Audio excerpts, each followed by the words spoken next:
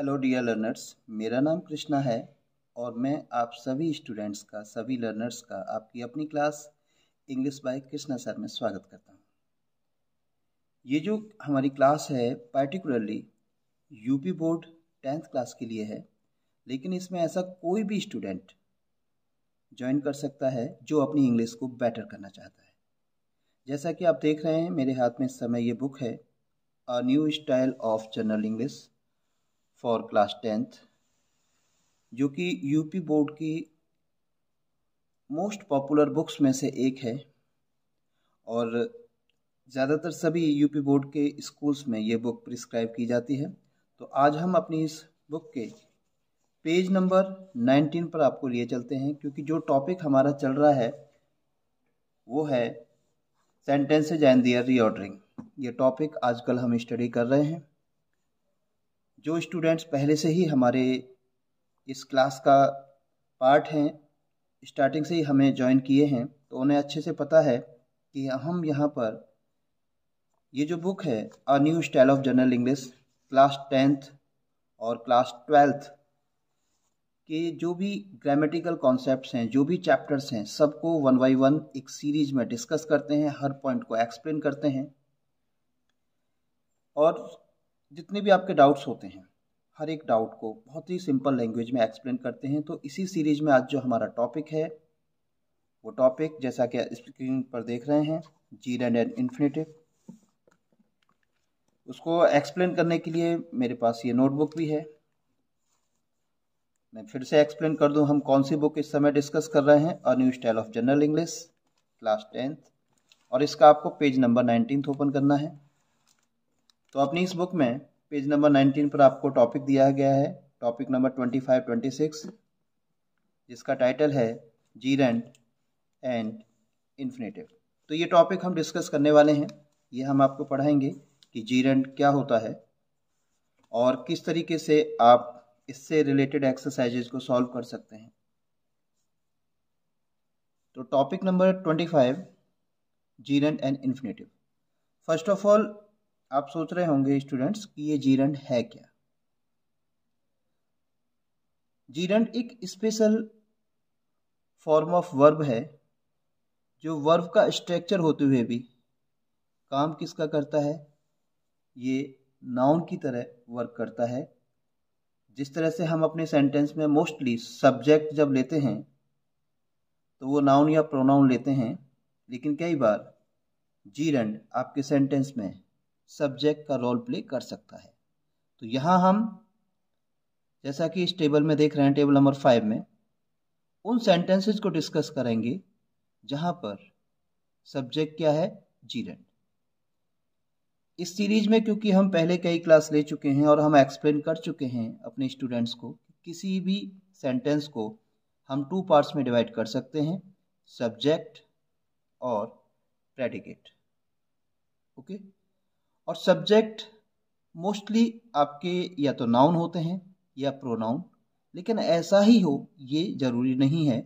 कभी कभी आपके सेंटेंसेज में जो सब्जेक्ट हैं वो कुछ और वर्ड्स भी हो सकते हैं, जैसे कि इस समय आप स्क्रीन पर देख रहे हो कि आपके जो सब्जेक्ट है इन सेंटेंसेज में वो क्या है, जीरेंड। Example, walking is a good exercise, टहलना एक अच्छी एक्सरसाइज है। तो यहाँ सब्जेक्ट क्या है, वॉकिंग, जो कि क्या है, जीरेंड। ओके, तो आज इस टॉपिक में हमें ये डिस्कस करना है, मुझे आपको ये एक्सप्लेन करना है कि जीरेंड क्या होते हैं। ओके, तो जीरेंड को समझने के लिए फर्स्ट ऑफ ऑल आपको जरा हमारी नोटबुक से कनेक्ट होना है। तो देखिए ये मेरे पास नोटबुक है। टाइम को सेव करने के लिए कुछ चीज़ें मैं पहले से नोट करके रखता हूँ, जिससे कि आपका बिल्कुल भी टाइम वेस्ट ना हो। तो डियर स्टूडेंट्स, मेन वर्ब के बारे में आप जानते ही हैं। मेन वर्ब कौन सी वर्ब होती हैं, जो हमें एक्शन के बारे में बताती हैं। जैसे यहाँ पर एक एग्जाम्पल लिया हमने, राइट। तो राइट क्या है, मेन वर्ब। एमवी मतलब मेन वर्ब। जितनी भी मेन वर्ब होती हैं उनकी आप कितनी फॉर्म से स्टडी करते हैं, 4। उनकी आप 4 फॉर्म से स्टडी करते हैं, प्रेजेंट फॉर्म, पास्ट पार्टिसिपल और प्रेजेंट पार्टिसिपल। इन 4 फॉर्म्स को आप ऐसे भी बोलते हो, first form, second form, third form और फोर्थ फॉर्म। ओके, अब जब इनकी फॉर्म्स को हम समझा रहे हैं तो आपको ये भी बता दें कि फॉर्म चेंज होने पर वर्ब के स्ट्रक्चर में यानी उसके स्पेलिंग स्ट्रक्चर में भी थोड़ा चेंज आता है। जैसे आप देख रहे हैं, राइट ये फर्स्ट फॉर्म है, रोट सेकंड फॉर्म, WRITTEN ये थर्ड फॉर्म है किसका, राइट का, और राइट का फोर्थ फॉर्म है WRITING। ओके, तो राइट, रोट, रिटन, राइटिंग ये 4 फॉर्म्स मोस्टली मेन वर्ब्स के होते हैं,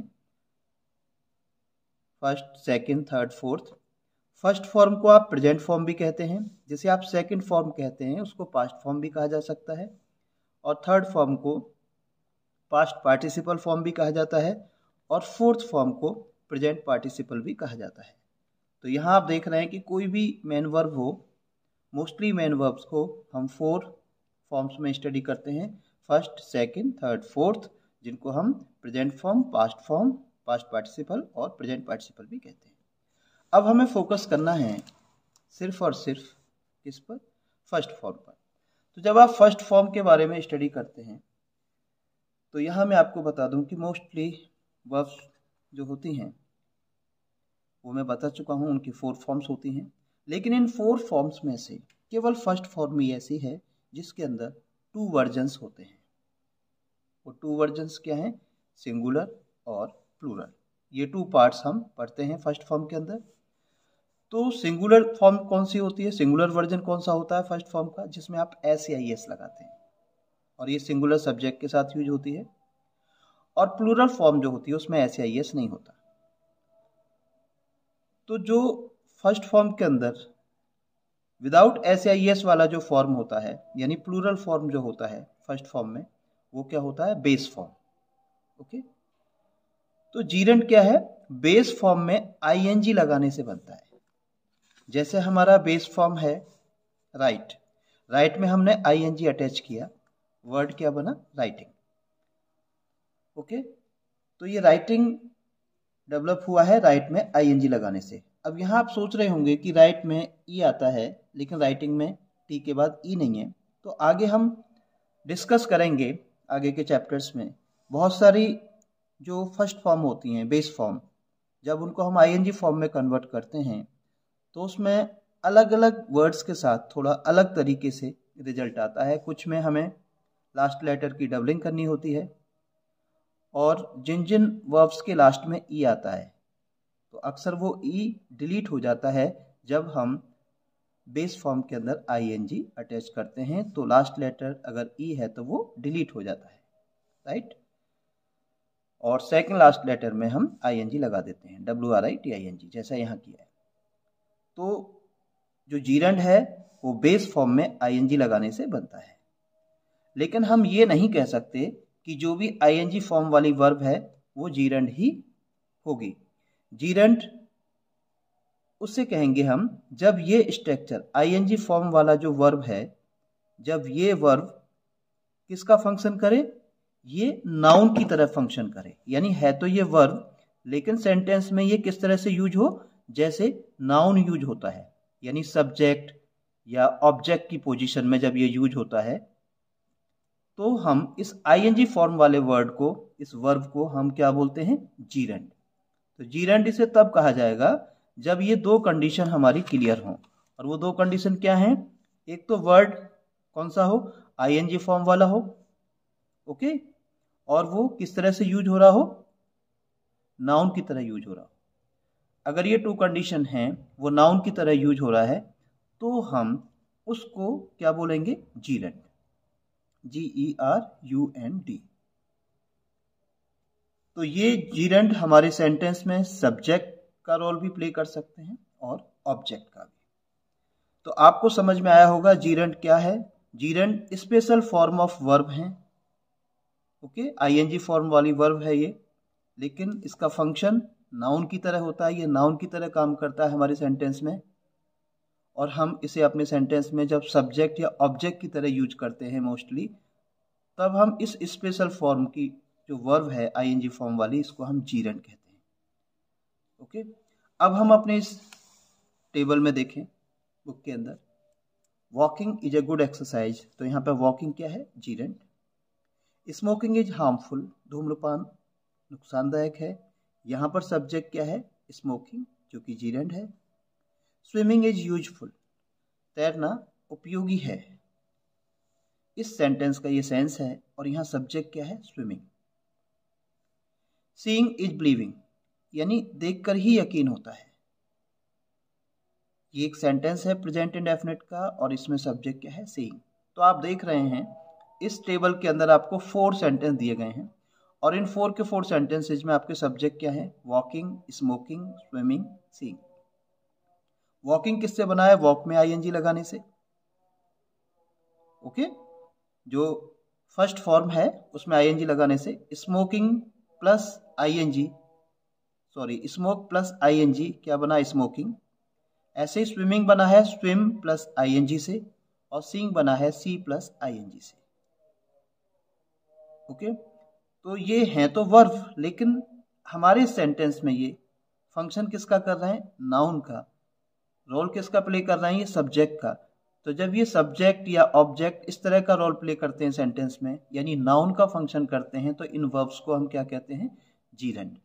ओके, स्ट्रक्चर ध्यान रखें, फर्स्ट फॉर्म में यानी जो बेस फॉर्म होती है उसमें आईएनजी लगाने से जीरेंड बनता है और ये सब्जेक्ट या ऑब्जेक्ट का काम कर सकता है और हम इसे नाउन की तरह यूज करते हैं। तो इन 4 सेंटेंसेस के अंदर आप देख सकते हैं हमने जीरेंड का यूज किया है और इन सेंटेंसेस के अंदर ये सब्जेक्ट है। ऐसे और भी एग्जाम्पल आप अपनी तरफ से दे सकते हैं। For example, driving is my hobby. अगर मैं ये सेंटेंस लेता हूं, ड्राइविंग इज माई हॉबी, तो ड्राइविंग मेरा शौक है। यहाँ पे सब्जेक्ट क्या है, ड्राइविंग, वो भी एक जीरेंड है। ओके, तो अपनी तरफ से आप और भी ऐसे एग्जाम्पल सपोर्ट कर सकते हैं, लेकिन मेन पॉइंट ये है आपको समझ में आना चाहिए जीरेंड क्या होता है। तो जीरेंड आईएनजी फॉर्म वाली वर्ब्स होती हैं, लेकिन जब वो नाउन का फंक्शन करती हैं, जब वो हमारे सेंटेंस में सब्जेक्ट या ऑब्जेक्ट का फंक्शन करती हैं, तब हम उनको जीरेंड कहते हैं। क्लियर? अगर अब भी कोई डाउट है तो आप कमेंट बॉक्स में शेयर करें, हम उस पर जरूर डिस्कस करेंगे और आपकी प्रॉब्लम सॉल्व करेंगे। क्वेश्चन आपको करना है, आंसर हमें देना है। ओके, और क्लास अगर रेगुलर आप करते हैं तो 100% आपके कॉन्सेप्ट क्लियर होंगे और जो भी एग्जाम की आप तैयारी कर रहे हैं उसमें बहुत ज़्यादा एडवांटेज, बहुत ज़्यादा लाभ आपको मिलने वाला है। अब हम नेक्स्ट टॉपिक की तरफ पढ़ते हैं। जो नेक्स्ट टॉपिक हमें डिस्कस करना है वो है इन्फिनेटिव। Table number 7। कई बार आपने ऐसे भी सेंटेंसेस देखे होंगे, for example, to err is human. तो यहां देखा हमने इस सेंटेंस को 2 पार्ट्स में डिवाइड किया, जैसा कि हम सभी सेंटेंसेस को कर सकते हैं, सब्जेक्ट, प्रेडिकेट, ये हमने 2 डिवीजन किए।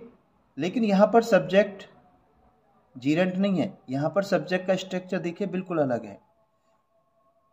जीरेंड में हम फर्स्ट फॉर्म के बाद आईएनजी लगा रहे थे, लेकिन यहां पे हम फर्स्ट फॉर्म से पहले टू लगा रहे हैं।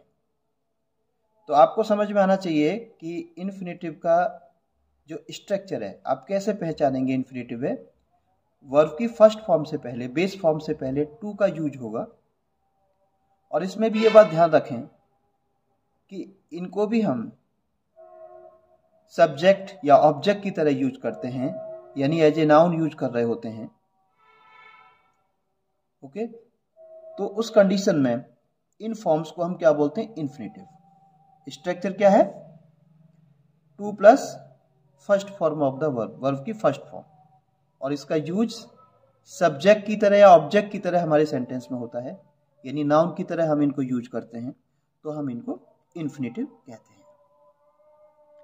अब यहां एग्जाम्पल आपको दे रखे हैं, टू एयर इज ह्यूमन, यानी गलती करना मानवीय है। सब्जेक्ट क्या है, टू एयर, किससे बना है, टू प्लस एयर, जो कि फर्स्ट फॉर्म ऑफ वर्ब है। टू फॉरगिव इज डिवाइन, माफ करना देवताओं का काम है, यानी दैवीय कार्य है। तो यहां पर सब्जेक्ट क्या है, टू फॉरगिव।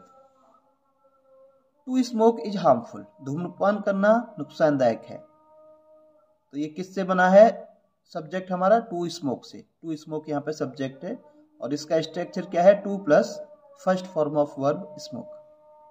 टू सी, देखकर ही यकीन होता है, to see is to believe, subject क्या है, टू सी।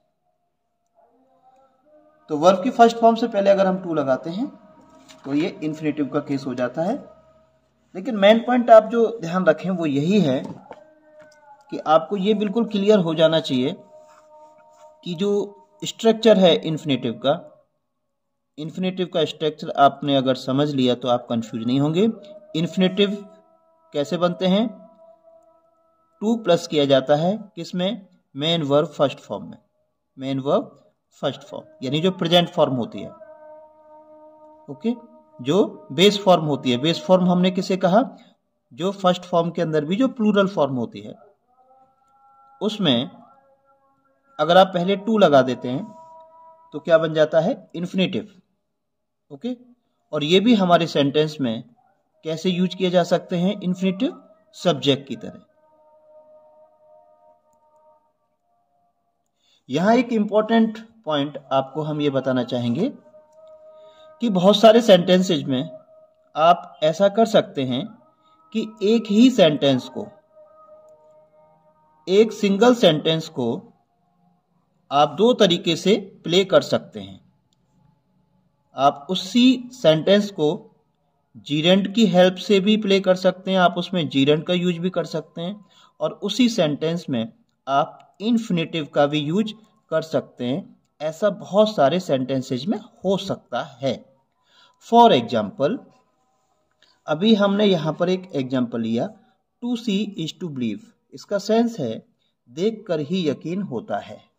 ओके, तो यहां इस सेंटेंस के अंदर to see is to believe, देख कर ही यकीन होता है, यहां हमने यूज किया है इन्फिनेटिव टू सी। अगर आप चाहें तो इस सेंटेंस को जीरेंड में भी प्ले कर सकते हैं, तब ये क्या होगा? Seeing is believing. Okay, sense same रहेगा। ऐसे ही टू स्मोक इज हार्मफुल, यहां पर हमने इस सेंटेंस में सब्जेक्ट में यूज किया है इन्फिनेटिव टू स्मोक। सेंस क्या है? टू स्मोक इज हार्मफुल, धूम्रपान हार्मफुल है यानी नुकसानदायक है। इसको हम जीरेंड में भी प्ले कर सकते हैं सेंटेंस को, क्या हो जाएगा? स्मोकिंग, टू स्मोक की पोजीशन में आपको क्या लिखना है? स्मोकिंग। स्मोकिंग इज हार्मफुल, धूम्रपान हानिकारक है। सेंटेंस का सेंस सेम रहेगा। तो ऐसे बहुत सारे सेंटेंस हो सकते हैं जिनका सेंस चेंज किए बिना, सेंस बिना बदले, आप उस सेंटेंस को इन्फिनेटिव की हेल्प से भी बना सकते हो और जीरेंड की हेल्प से भी बना सकते हो। ओके, ऐसा बहुत सारे सेंटेंसेस में हो सकता है। और दूसरा पॉइंट यहाँ, जो कि हम आगे अपने जो क्लासेज होंगी उसमें डिटेल में डिस्कस करेंगे, कि जो इन्फिनेटिव हैं, इन्फिनेटिव नाउन का भी रोल प्ले कर सकता है, जैसा कि यहाँ हम देख रहे हैं। ये एडजेक्टिव का भी रोल प्ले कर सकता है और इन्फिनेटिव एडवर्ब का भी रोल प्ले कर सकता है। तो ध्यान रखें कि जो आपका इन्फिनेटिव है वो 3 रोल प्ले कर सकता है सेंटेंस में, नाउन, एडजेक्टिव और एडवर्ब। हम आगे की क्लासेज में डिटेल में इसमें स्टडी करेंगे कि किस तरह की कंडीशन में, किस तरह के सेंटेंसेज में आपका इन्फिनेटिव क्या हो सकता है? एडजेक्टिव, और किन कंडीशंस में आपका इन्फिनेटिव एडवर्ब हो सकता है, वो किस तरह के सेंटेंस होंगे। अगर हम एक ही क्लास के अंदर ये सारे टॉपिक्स लेते हैं तो क्लास बहुत लेंदी हो जाती है। तो वन बाय वन हम ये सारे टॉपिक्स, ग्रामर का हर एक कॉन्सेप्ट जो आपकी बुक में दे रखा है वो हम डिस्कस करेंगे, राइट। तो इस क्लास में हमें यही बताना था, आज यही पढ़ाना था कि जीरेंड क्या होता है, जीरेंड किस तरीके से सेंटेंसेज में यूज होते हैं, इन्फिनेटिव होता क्या है, और इन्फिनेटिव किस तरीके से सेंटेंसेज में यूज होते हैं, और किस तरीके से कुछ सेंटेंसेज को हम जीरेंड में भी प्ले कर सकते हैं, जीरेंड का भी यूज कर सकते हैं, और उसमें हम इन्फिनेटिव का भी यूज कर सकते हैं, जैसा अभी हमने आपको बताया। तो आगे की क्लासेज में हम और भी डिटेल के साथ आएंगे, और इस चैप्टर में अगर कोई क्वेरी होगी तो उसको डिस्कस करेंगे, राइट। अगली क्लास में हम जो टॉपिक आपके साथ डिस्कस करेंगे वो होगा use of it and there. तो जितने भी स्टूडेंट्स हमसे जुड़े हुए हैं वो इस टॉपिक को, use of it and there, इसको अपनी बुक में स्टडी जरूर करें, पॉइंट नंबर 27। अगर आप अपने टॉपिक को पहले से ही स्टडी करके रखते हैं तो जब आपके टीचर आपको क्लास में पढ़ाते हैं तो आपकी कनेक्टिविटी अच्छी होती है, आप उस टॉपिक को और ज़्यादा अच्छे से समझ पाते हैं और बेटर और स्मार्ट क्वेश्चंस आप अपने टीचर से कर पाते हैं। तो प्री स्टडी बहुत ज़रूरी है टॉपिक की डेप्थ में जाने के लिए। ओके, तो आज हमने आपको ये 2 टॉपिक्स डिस्कस किए। ओके, कौन से? जीरेंड और इन्फिनेटिव, पॉइंट नंबर 25 और पॉइंट नंबर 26। ये रहा पॉइंट नंबर 26। तो ये 2 टॉपिक्स में अगर आपकी कोई क्वेरी हो, कोई डाउट हो, तो आप ज़रूर डिस्कस करिएगा। उसको हम 100% आपके साथ डिस्कशन करेंगे, उसको क्लियर करेंगे। और दूसरी बात यह कि जो स्टूडेंट फ्रेशर हैं उनको हम बता दें कि हम अपने इस चैनल पर a new style of general English class 10th और क्लास 12th की जो बुक है उसके हर एक टॉपिक की फुल एक्सप्लेनेशन के साथ उसको हम डिस्कस करते हैं। एक एक टॉपिक हम उसका पढ़ाते हैं। तो आप घर बैठे अपने बोर्ड एग्जाम्स या इंग्लिश का कोई भी एग्ज़ाम, कोई भी कॉम्पिटिटिव एग्ज़ाम हो, उसकी प्रिपरेशन कर सकते हैं और अपनी ग्रामर को स्ट्रॉन्ग कर सकते हैं। बस आपको करना क्या है, रेगुलर हर एक क्लास को ज्वाइन करना है और थोड़ा सा होमवर्किंग ज़रूर करनी है। और जो टॉपिक हम नेक्स्ट क्लास में लेने वाले होते हैं उसके बारे में भी हम क्लास में बता देते हैं, जिससे कि आप उसकी थोड़ा सा सेल्फ स्टडी करके रखें, तो आपको और बेटर तरीके से अपने टॉपिक्स को क्लियर करने में हेल्प मिलेगी। राइट, तो आगे की क्लास में हम जो टॉपिक लेंगे वो हम आपको बता चुके हैं, आप उसका ध्यान रखें। और मैं बस आपसे यही कहना चाहता हूँ कि जो भी स्टूडेंट फ्रेशर हैं वो अपने उन स्टूडेंट्स दोस्तों के साथ भी हमारे चैनल को शेयर करें, वीडियोज को शेयर करें, जो बोर्ड एग्जाम की प्रिपरेशन कर रहे हैं या किसी भी ऐसे एग्जाम की प्रिपरेशन कर रहे हैं जहाँ पर इंग्लिश का पेपर उन्हें फेस करना है। Okay, so thank you for your love and support. और अगर आपने अभी तक चैनल सब्सक्राइब नहीं किया है तो ज़रूर करें। बेल आइकन तो प्रेस करना ही पड़ेगा, जिससे कि आपको लेटेस्ट लेसन की अपडेट्स मिलती रहें। ओके, नोटिफिकेशंस आते रहें। ओके फ्रेंड्स, और आगे की क्लासेज में हम आपकी बुक का हर टॉपिक लेंगे। कोई पर्टिकुलर टॉपिक आप चाहते हैं कि सर इसके बारे में हमें पढ़ाइए, ये टॉपिक हमें क्लियर नहीं है, तो आप कमेंट बॉक्स में हमारे साथ शेयर कर सकते हैं। Okay, so thank you very much. और इस समय स्क्रीन पर ये जो 2 वीडियोज आप देख रहे हैं ये बहुत इम्पॉर्टेंट क्लास हैं। तो अगर आप अपने इन कॉन्सेप्ट को इम्प्रूव करना चाहते हैं तो ज़रूर विजिट करिए। I will be back with a new topic. Thank you very much.